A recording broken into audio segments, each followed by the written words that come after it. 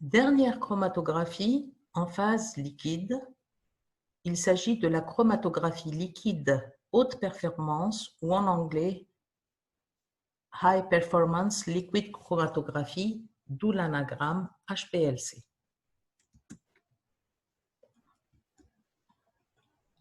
La HPLC est une technique de séparation analytique et préparative des molécules.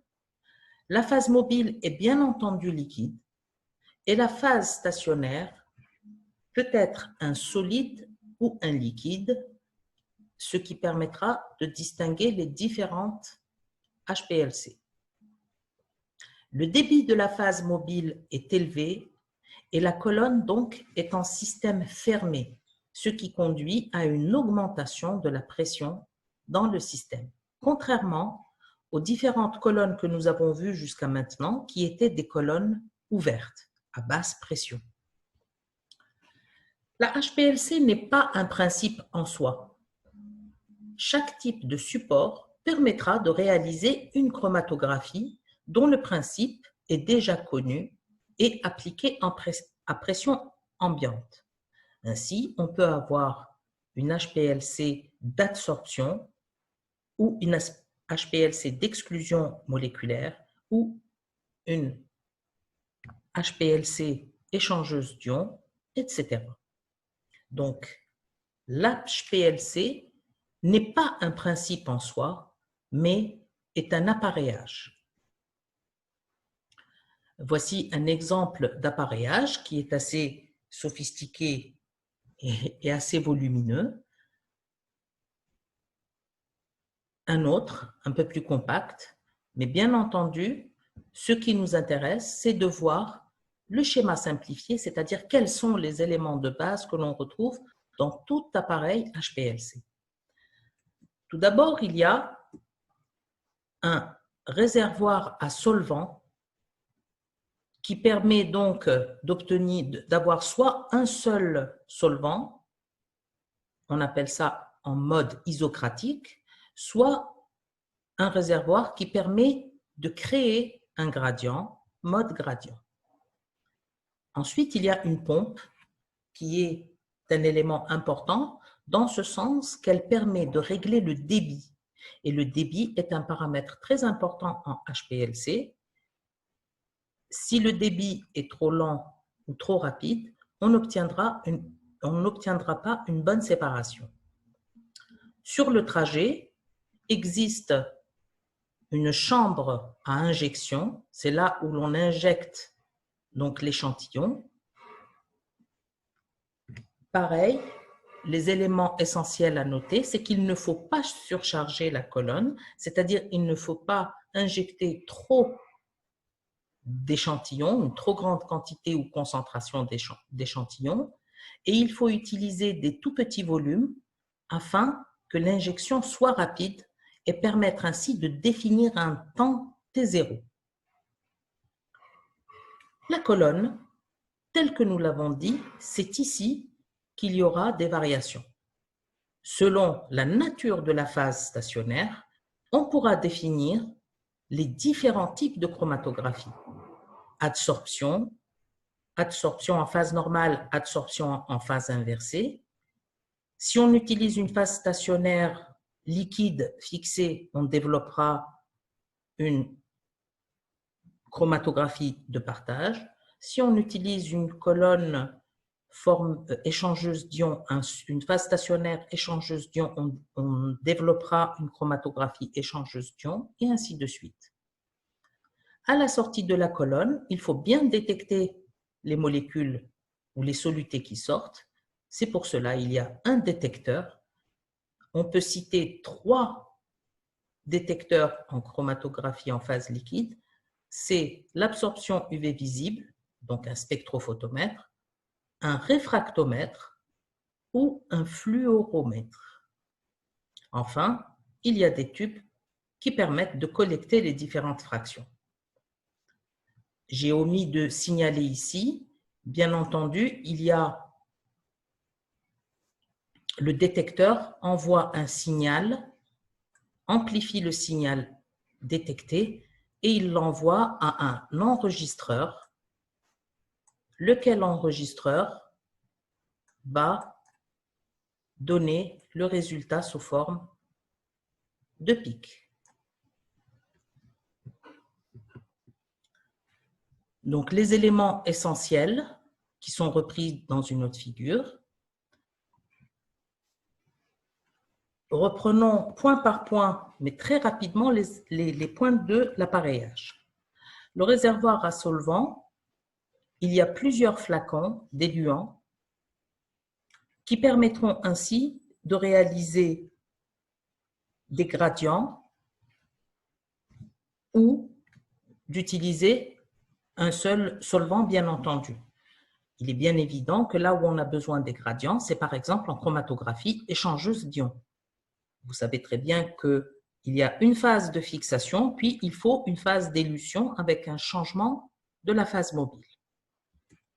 La pompe délivre le solvant à débit constant sous de fortes pressions et permet de travailler soit avec le même éluant, soit avec un autre éluant, mais surtout, il permet de régler le débit.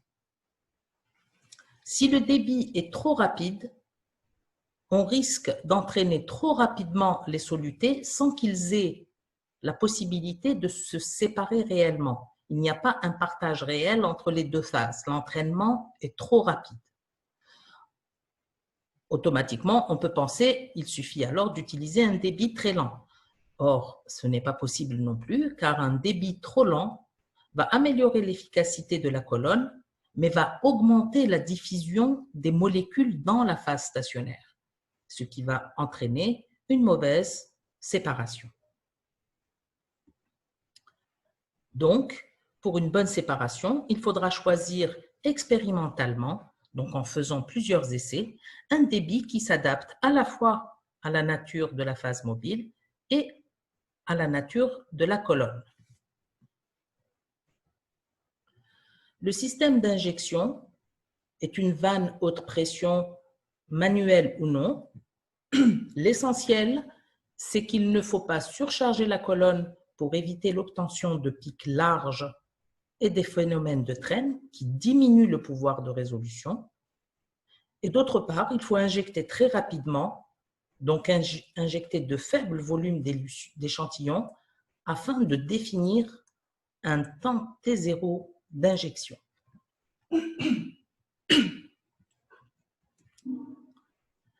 Les colonnes, donc en général, c'est un tube ou un cylindre en matériaux inertes aux produits chimiques, par exemple de l'acier inoxydable ou du verre. Elles sont généralement de 5 à 30 cm de longueur avec des diamètres entre 1 et 15 mm. Il y a deux principaux types de colonnes. Les colonnes remplies, c'est-à-dire où si on a une coupe de la colonne, elle est totalement remplie à l'intérieur. C'était un système ancien. Elles sont de moins en moins utilisées parce qu'elles n'apportent pas, elles ne fournissent pas un bon résultat. Et on a les colonnes capillaires, c'est-à-dire où on a une couche de phase stationnaire sur les parois, mais où on laisse une lumière à l'intérieur du cylindre en verre ou en acier. Donc, les plus utilisés sont représentés ici, mais il suffit vraiment de comprendre que, voilà, c'est cette partie qui contient la phase stationnaire et on a un diamètre interne ou un vide, et c'est ça qu'on appelle capillaire. Les détecteurs. Les détecteurs placés à la sortie de la colonne envoient un signal à un enregistreur qui permet d'obtenir un tracé appelé chromatogramme, que nous avons déjà vu en chromatographie à basse pression. Les principaux types, on a dit, ce sont les détecteurs à absorption UV visible, détecteurs à réfractométrie et détecteurs à fluorimétrie. Très brièvement, le détecteur à absorption UV visible est le plus utilisé. Il permet de travailler à longueur d'onde fixe, mais réglable de 190 à 800 nanomètres. C'est-à-dire que un grand nombre de molécules pourront être détectées à ces longueurs d'onde. En quoi consiste l'idée? C'est qu'une cuve en quartz est traversée en continu par le faisceau lumineux et lorsqu'il détecte quelque chose, bien sûr, on a dit, il envoie un signal à l'enregistreur qui va représenter, schématiser la détection. Bien sûr, pour que ce type de détecteur soit utilisable, il faut que le produit à détecter absorbe la lumière à une longueur d'onde accessible à l'appareil, c'est-à-dire entre 190 et 800 nanomètres. Et bien entendu, il ne faut pas que la phase mobile absorbe à cette longueur d'onde. Sinon, on aura un grand bruit de fond comme ça, avec la phase mobile qui absorbe, et donc ce n'est pas un bon résultat. Ça paraît évident. Le détecteur à réfractométrie permet de mesurer la variation de l'indice de réfraction du liquide à la sortie de la colonne. C'est une mesure très précise, mais dépend de la température du liquide. Donc, il y a une référence à l'indice de réfraction de la phase mobile pure, d'où le terme d'indice de réfraction. Ce n'est pas très important. L'idée, je pense que vous connaissez, la réfraction, c'est que lorsqu'il y a un liquide, la lumière va subir une modification de trajectoire. Je ne l'ai pas très bien représenté ici. Et c'est ça qui est mesuré. Donc, le liquide tout seul, il modifie par exemple de cette manière l'angle du faisceau lumineux. Si en même temps, il y a une molécule qui sort, et c'est ça qui est détecté, eh ben, on aura un changement. Et c'est la comparaison entre ces deux angles de réfraction qui vont détecter la sortie d'un composé.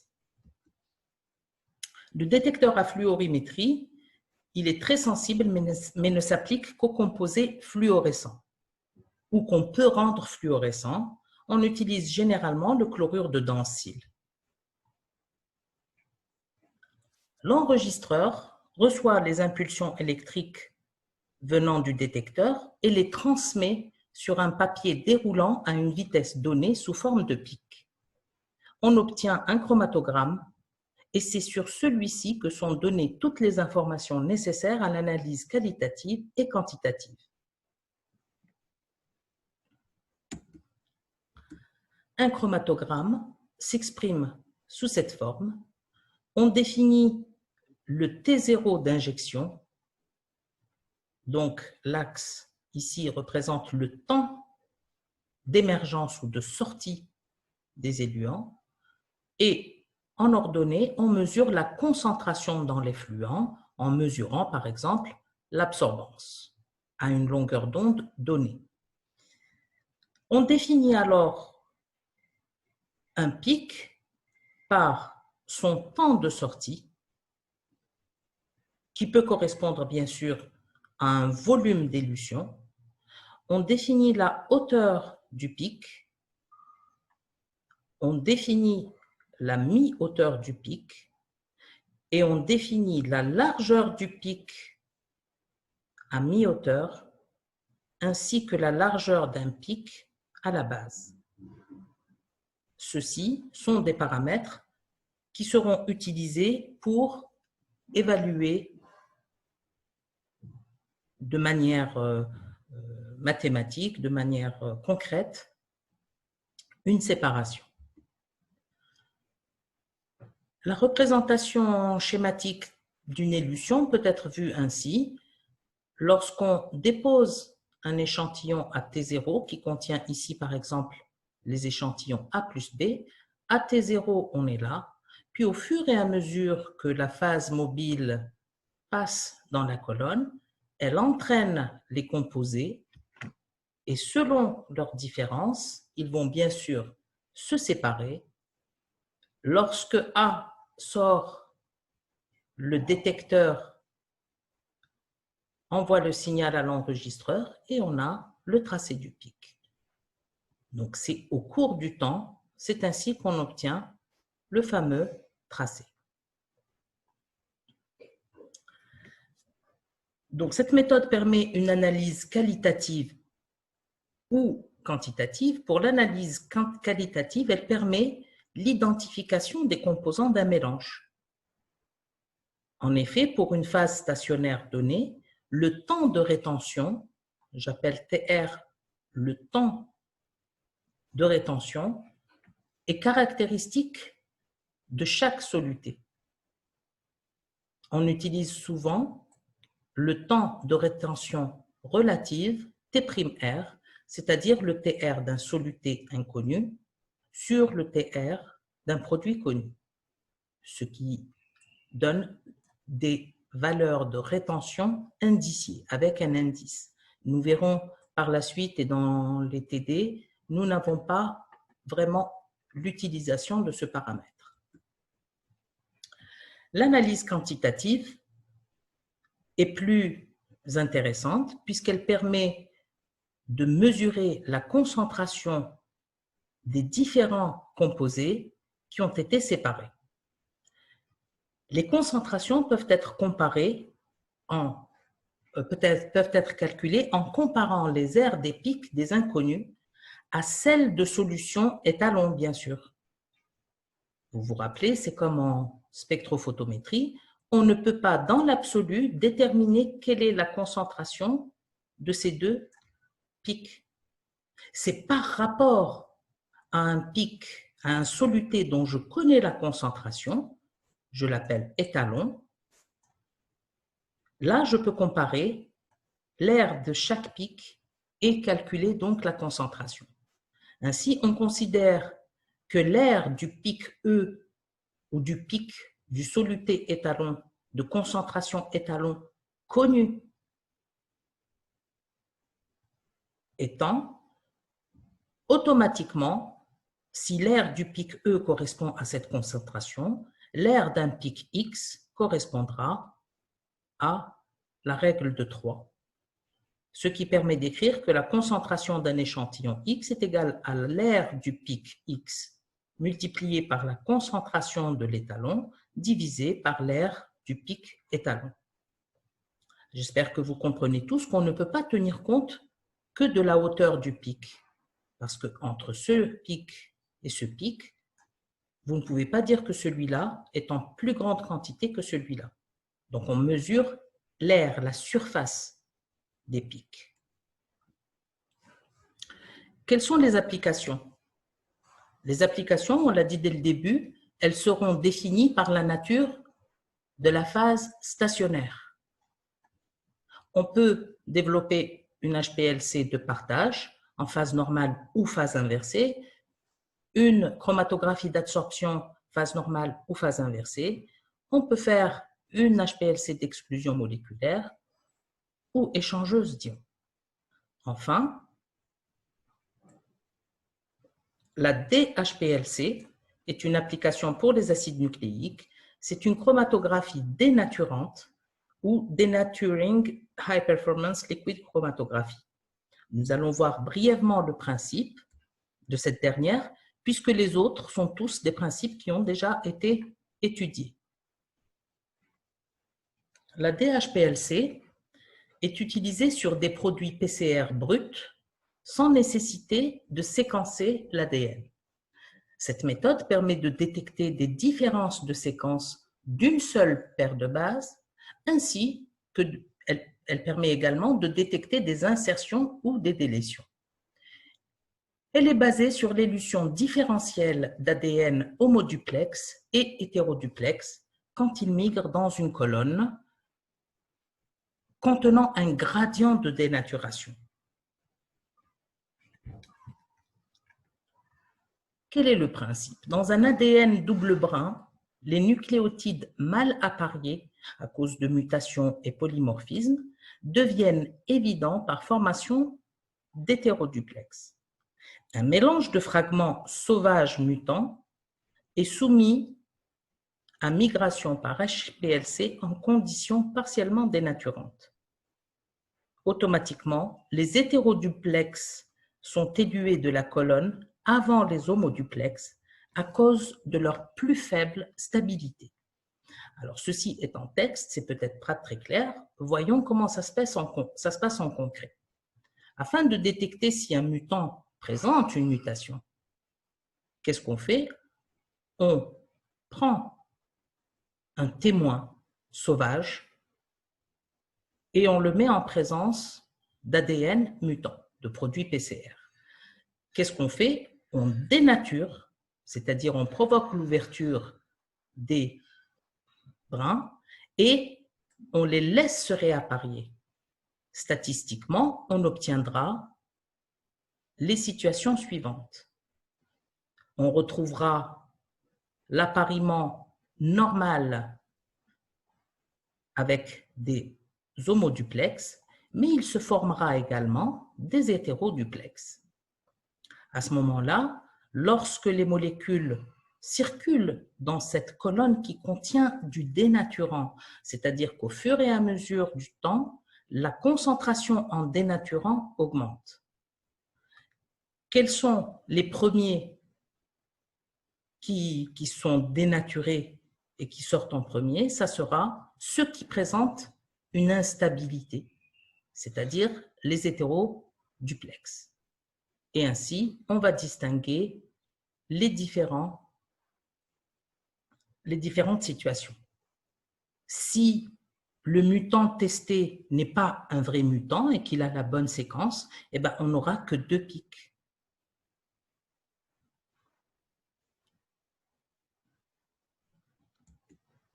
Donc, c'est la même diapo pour montrer donc ce qui est fait.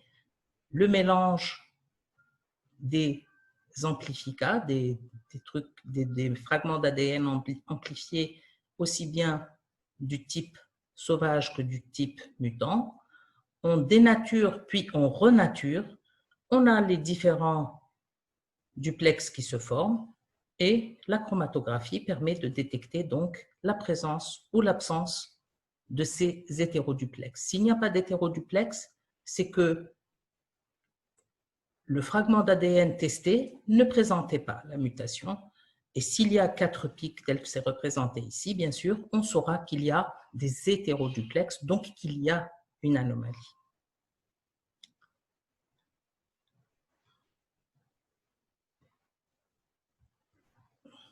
Les applications de la DHPLC, cette méthode permet de trouver de nouvelles mutations et des polymorphismes dans tout fragment d'ADN ou une séquence génique particulière. Elle permet le criblage des clones et l'identification des fragments candidats pour être séquencés. Elle permet également d'évaluer la fidélité des fragments amplifiés et de diagnostiquer la présence de mutations connues. Après avoir fait une PCR, comme in vivo, et même encore plus, il peut y avoir des erreurs dans la copie des fragments d'ADN et automatiquement, une des manières de vérifier s'il y a ou non une bonne PCR, c'est de faire une DHPLC. Si on obtient des hétéroduplex, cela signifie qu'il y a eu des erreurs au cours de la synthèse d'ADN in vitro.